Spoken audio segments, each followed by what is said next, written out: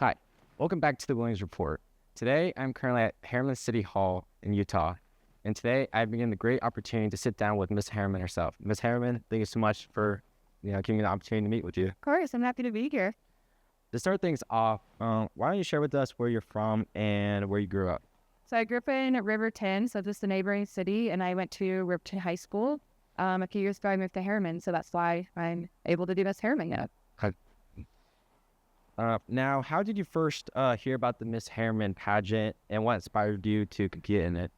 Ever since I was a little girl, seeing those girls on the floats, I knew I wanted to do pageants. I didn't know what that entailed exactly, but I knew at some point I wanted to be the first up on that float. So from a little girl at Stend, I actually tried out for Miss Riverton a couple of times, and like I said, I moved to Herriman. And I also tried out for Miss Herriman a few times, so it was just an opportunity that it took me a few years to win the title, but we made it. Finally made it. We made it. While on your journey of being in the Miss Herriman pageant, what did you find were some of the positives and negatives of competing in it? There's so many positives in competing in Miss Herriman or doing pageants in general. I have had so many, connections and networking opportunities that I never thought I could have had otherwise. And I've gained so many skills and so many friends. As far as negatives, though, other than it being somewhat of a pricey hobby, it is really time consuming. However, there's so many pros that definitely outweigh the cons. Now, looking back to the moment that you won the Miss Herriman pageant, even though it was not a while ago, but recently. Yeah. What feelings and emotion were you feeling? Yeah, like I said, it actually took me 5 years before I won Miss Herriman. Oh, wow. Competed 5 years for it.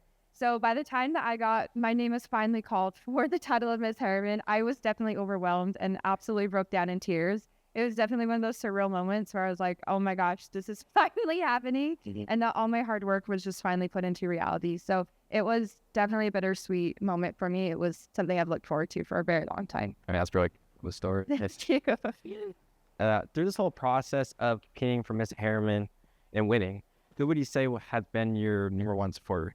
Definitely my mom and my dad, and then also my grandmother. They have been to every single pageant, have not missed one, and have obviously supported me through all my activities I've had to do, or sponsorship or fundraising.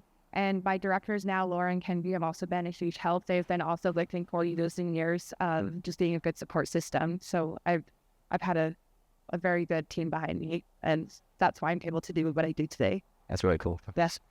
For the viewers who don't know what a CSI is, can you explain what a CSI is and what your CSI is? Yeah, CSI is a community service initiative. It is something that title holders, it's basically our platform, or something we advocate for, and something that we care deeply about that we can also advocate for during our year. My CSI is Think Pink, Support, Educate, Advocate. I am a huge supporter and advocate for breast cancer. 1 in 8 women will face breast cancer in their lifetime. Mm-hmm. So something that I've really focused on my years as Herriman is encouraging the community on the importance of detection and early detection and just being overall healthy, so we can help combat and lower the stats of breast cancer. That's really good TFI. So far, what would you say has been the best part of being Miss Herriman? I would say the best part of being Miss Herriman has been getting to know, especially like the people of Herriman, of course, and not only the community, but the mayor and the city council. I've been able to get super close with them this year.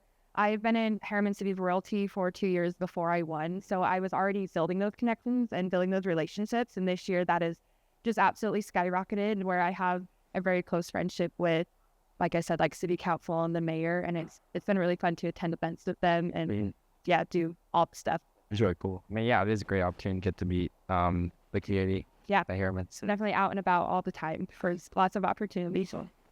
As Miss Herriman, what are some things you want to accomplish during your reign? Yeah, as my year comes to a close in the next 3 to 4 months, the biggest thing that I wanted to accomplish, or I feel like I'm getting there on accomplishing, I have been able to get out in the community and spread the importance of early detection and prevention with breast cancer. And with that, I've been able to partner with some local businesses. There's the Boot Bus. They are a mobile mammography unit, and they've been able to attend an event I had actually at City Hall here, and they did about 15 women's mammograms on this event. So it's been awesome to partner with them. And then I've also partnered with the DIY bead studio called Beadology. They're in Draper and in Provo. And they are able to have youth groups make breast cancer bracelets, just like the one I have on actually. Oh. And they make those for me at no cost. And I get to take those to my patients at work and pass those out to, my cancer patients, my breast cancer patients specifically. And it's just a nice way to lighten up the mood in the office where it could be a place that's not always so happy and fun.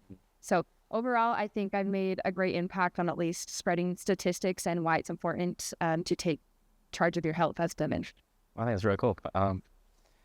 What are some interesting things people might not know about you? I don't know why I get so caught up when people ask me this question. I think one of the most interesting things is I really think the human body is incredible. And while I was in school, I actually work in oncology now. So I know a lot of weird and crazy things about the body and see a lot of crazy and cool things every day. But when I was in school, I thought cadaver work was the most interesting thing to me. I thought it was really cool to be inside the body and see how everybody's body is truly so unique and one of a kind, even though they all work and function the same, or at least they look like that from the outside. So I think, I'll end with that, I guess. Yeah, that is a really interesting thing. For my last question for you, what's a message you would like to send to young girls out there who are interested in being and becoming Miss Herriman? Go and do it. I have had so many incredible experiences that I wouldn't have ever had anywhere else. And like I said, it took me many years. I've been in cabinetry for 8 years, and it was not always rainbows and butterflies. It was never, ever easy and just a walk in the park. But going through those challenges and those experiences has made me such a well-rounded person today that I know I would not be anywhere else. I have had a solid career, and I've gotten many scholarships where I could graduate debt-free from college. Oh, wow. So the pageantry and the Miss America organization does so many great things and prepares women to be great leaders in the world. So go do it. I think what you said is very inspiring and will be motivating for a lot of young girls out there. Absolutely. That does it for the interview today, Miss Herriman. Again, thank you so much for joining me and sharing your journey with me and everyone out there. Yeah, absolutely. Thanks for having me. Thanks for watching this video. Don't forget to subscribe and like to my channel. And until next time, this is the Wellness Report.